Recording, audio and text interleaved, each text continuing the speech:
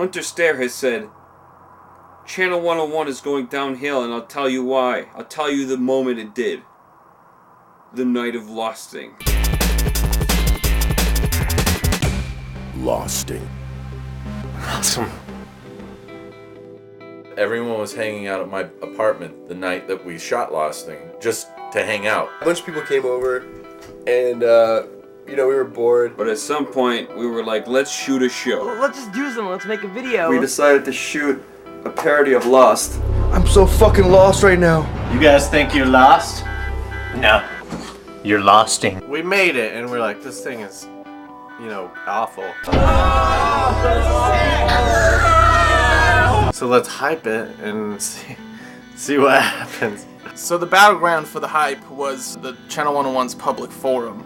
I really genuinely hated reading in the forum all your guys' bullshit hype, and it was so irritating to me. That was the joke, that it was so horrible, and people were actually believing it and contributing to it. It was all over the forums, really. It was everywhere. The first thing I said was, do you need a website?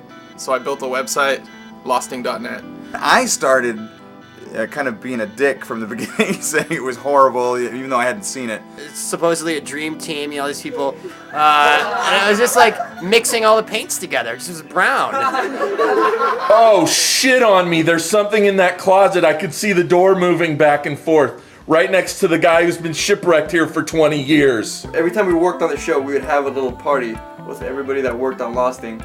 So Savan had a party at his house. A Losting party, man. Just bring some beer. And Let me show you the rough cut of this thing we made. It's called Losting. And Justin says, I'm really interested. I want to be a part of this Losting thing. I feel like I'm being left out. So I came here with the intentions of stealing the tape. Behind the scenes, we were planning to do a shot-for-shot remake of what they did, but do it better. We're gonna screw them over. Make our own Losting. I was contacted by the other side.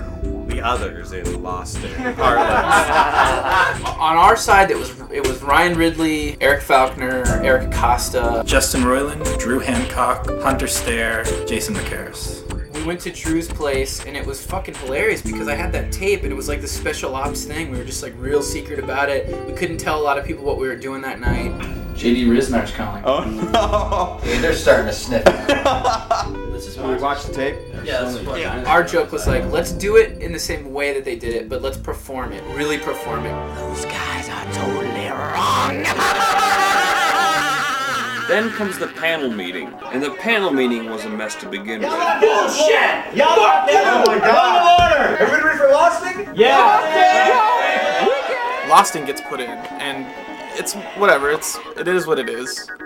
And then Justin puts in the next tape. They're so fucked up! The remake, the real original Losting. I'm so fucking lost right now. You fools think you're lost? You're losting. And when they showed that, and we realized why our tape was stolen. And we saw another amazing creative effort by this unusual group of people to come together. It was a beautiful moment. JD and I just looked at each other and were like, this is awesome. Better than I could have imagined. I was laughing my ass off.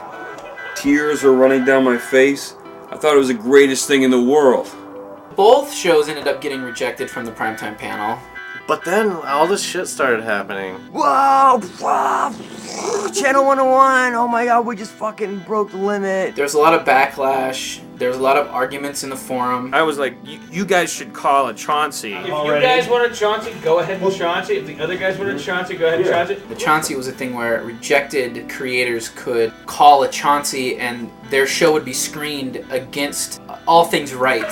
We have to Chauncey. We have to Chauncey Losting. And we legitimately thought, oh, this is going to be hilarious. The audience is going to love both of these and laugh so hard when they see the second one's going to be the funniest one because they're going to be rewatching the first one only with different people. The audience at the screening was pretty much dead silent and hated both of them. Someone who I didn't know in the audience, legitimately mad, because it's the same fucking show.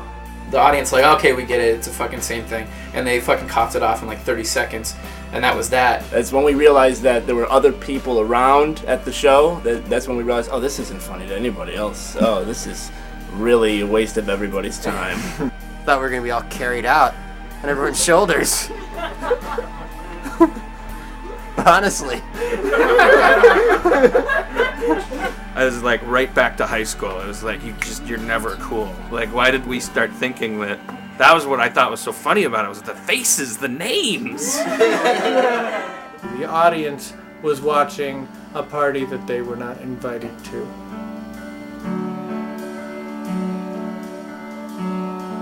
Don't give in to 1,000 men.